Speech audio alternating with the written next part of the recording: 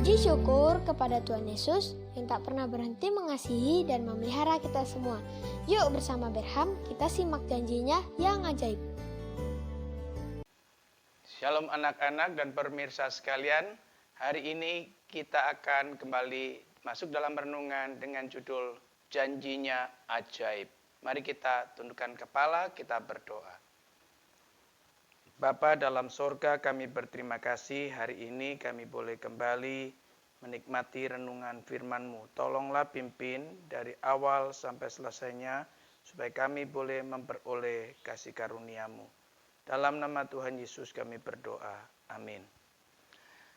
Anak-anak sekalian, seperti yang saya katakan kemarin, bahwa ketika manusia jatuh dalam dosa, Allah tidak langsung menghukum manusia, tetapi Allah mendatangi manusia untuk menyelesaikan masalah dosanya, bahkan mengalahkan dosa yang telah menguasai manusia. Nah, hari ini kita akan melihat bagaimana cara Allah menyelesaikan dan mengalahkan dosa itu. Mari kita membacanya di dalam Kejadian pasal 3 ayat yang ke-15.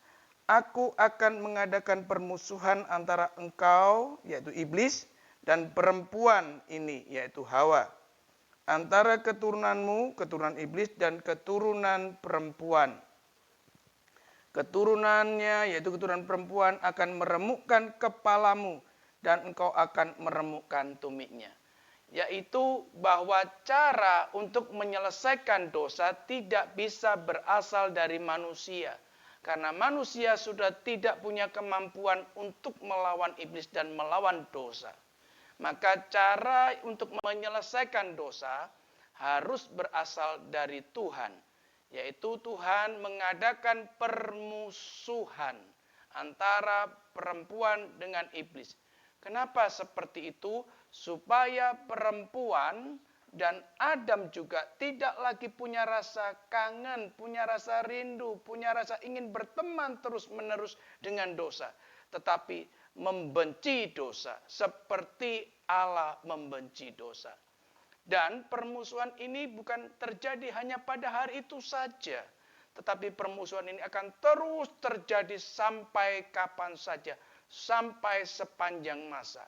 Dan Alkitab mencatat bahwa keturunan dari perempuan akan meremukkan kepala iblis. Ini menunjukkan bahwa keturunan perempuan itu akan menang dari kuasa dosa. Siapakah keturunan perempuan yang dimaksud? Keturunan perempuan yang dimaksud adalah keturunan yang tanpa ada benih laki-laki atau tanpa melalui perkawinan. Siapakah dia? Dia adalah Yesus Kristus di masa yang akan datang. Anak-anak sekalian, sungguh Allah itu adalah Allah yang maha kasih, Allah yang sangat bijaksana. Sebelum menjatuhkan hukuman, Allah terlebih dahulu memberikan jalan keluarnya kepada manusia untuk mengalahkan dosa. Setelah itu barulah hukuman itu diberikan kepada manusia. Pertama kali hukuman itu diberikan kepada perempuan atau Hawa dengan mengatakan kau akan banyak mengalami susah waktu engkau mengandung atau hamil. Dan engkau akan merasakan kesakitan pada waktu melahirkan. Bahkan laki-laki atau Adam akan tetap berkuasa kepadamu. Setelah itu Allah menjatuhkan hukuman kepada Adam. Bahwa untuk memenuhi kebutuhan hidupnya, Adam harus bekerja dengan keras. Kenapa? Karena alam atau bumi tidak lagi bersahabat dengan dia. Ada onak duri, ada semak duri yang akan terus mengganggu di dalam mencari untuk makanan daripada Adam dan Hawa.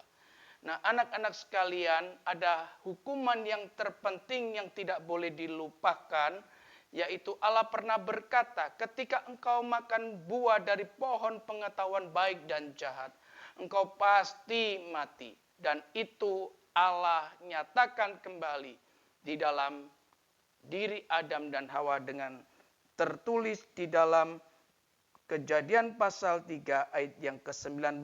Pada bagian B saja saya akan bacakannya. Sampai engkau kembali lagi menjadi tanah. karena dari situlah engkau diambil, sebab engkau debu tanah, dan engkau akan kembali menjadi debu tanah. Jadi ketika Allah pernah mengatakan engkau pasti mati, inilah wujud daripada kematian itu.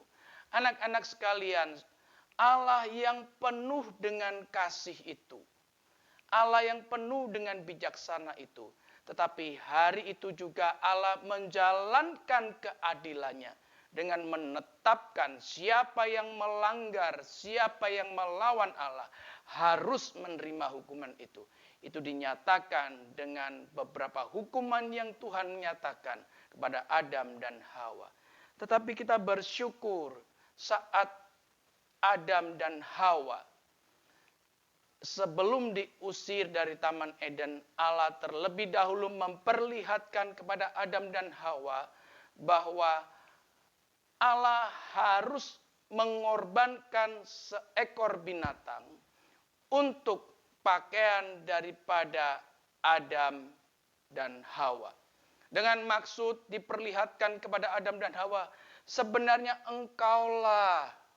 kalianlah berdua yang harusnya mati. Tetapi binatang inilah yang aku matikan. Untuk supaya binatang ini mengalirkan darah dan menjadi lambang penebusan dosa buat kalian berdua. Anak-anak sekalian, penebusan dosa harus ada penumpahan darah. Siapakah dia nantinya yang berhak dan sangat layak menebus dosa kalian? Darah siapakah yang berhak? Alkitab mencatat di dalam masa yang akan datang, darah Yesus Kristus yang akan menyelesaikan dosa kalian dan saya. Bersyukur kalau Yesus Kristus sudah berkorban di atas kayu salib untuk menebus dosamu dan dosaku. Nah, anak-anak sekalian, sesudah mereka berpakaian dari kulit binatang, maka Tuhan mengusir mereka keluar dari Eden untuk mereka bekerja seperti yang Tuhan perintahkan.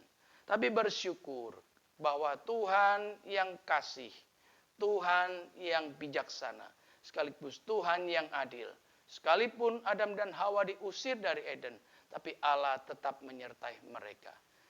Bagaimana dengan kalian?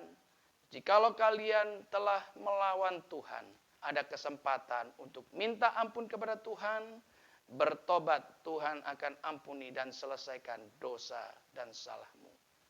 Puji Tuhan.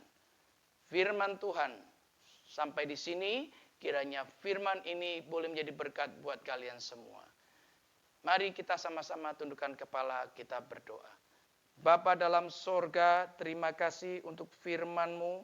Kami berterima kasih janji-Mu sudah nyata bahwa Kristus sudah mati di atas kayu salib untuk menebus dosa-dosa kami.